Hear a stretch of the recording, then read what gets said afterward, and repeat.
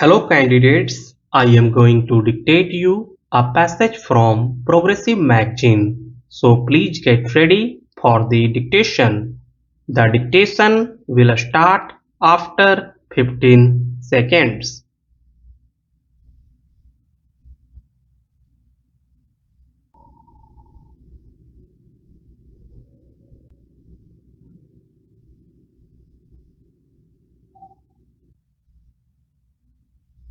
Sir, fortunately, the monsoons have till now been good in almost all parts of the country. As a result of this, hydroelectric generation has improved considerably, and this coupled with higher thermal generation has led to the improvement in the power availability in the country. A number of states which last year had sizable power cuts have removed them completely, and amongst these are, for example, states like Punjab and Haryana. And many members here from Punjab and Haryana will remember what a difficult time industries in both these states as well as agriculture had last year. In both these states this year there are no power cuts. Tamil Nadu has also removed all restrictions just now. A few months ago they had 100% restriction in some of their industries. I think that would be a better way to manage things whenever shortages occur like this.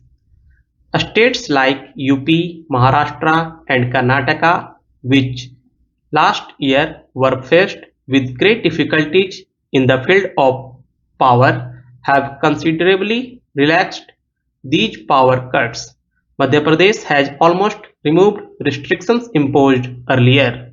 In the other states, except for Andhra Pradesh, I would say the situation is satisfactory. During the current year, we propose to add another new capacity, and in addition to that, we shall continue with our efforts to get more generation from the same installed capacity.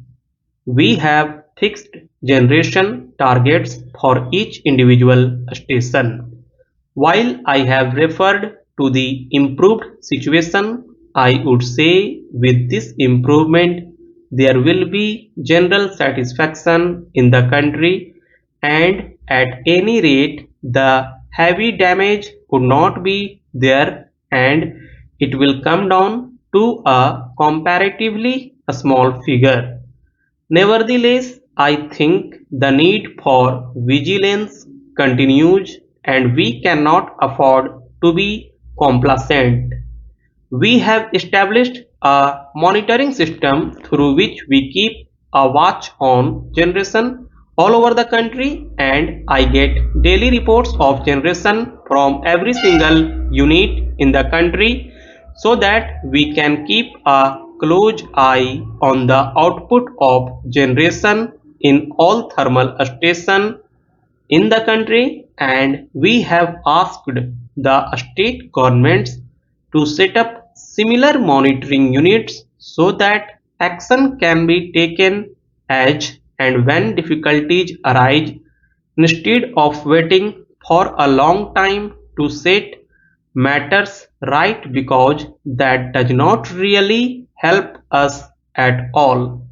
We have been trying to improve the organizational arrangements.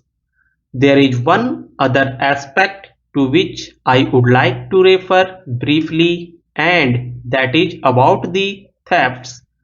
Thefts of electric wires, thefts of transmission parts, and in a few cases thefts of components of transmission towers, which led to a situation where in the first shower of monsoon the whole tower fell, and in spite of good generation the power could not reach the consumers either in industry or agriculture, or even for the consumers either in industry or agriculture, or even for lighting.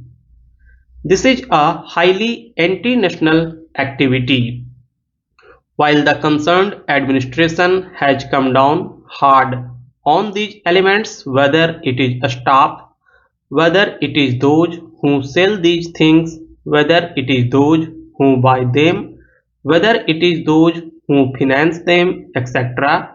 Today the whole government machinery has come down hard on these elements, and along with that I would request the members in whose areas these malpractices have grown to help in getting the public cooperation also to tackle this problem so that quick information can be given. I know that in the past, a couple of years back, when similar thefts of the wire were taking place in the transmission lines of the railways, the public cooperation helped us very greatly in putting an end to this, and the police patrols also helped to a large extent because villagers were patrolling the railway lines and immediately they gave the information, and in some cases they apprehended the criminals. So I would request you to help us to safeguard these vital installations.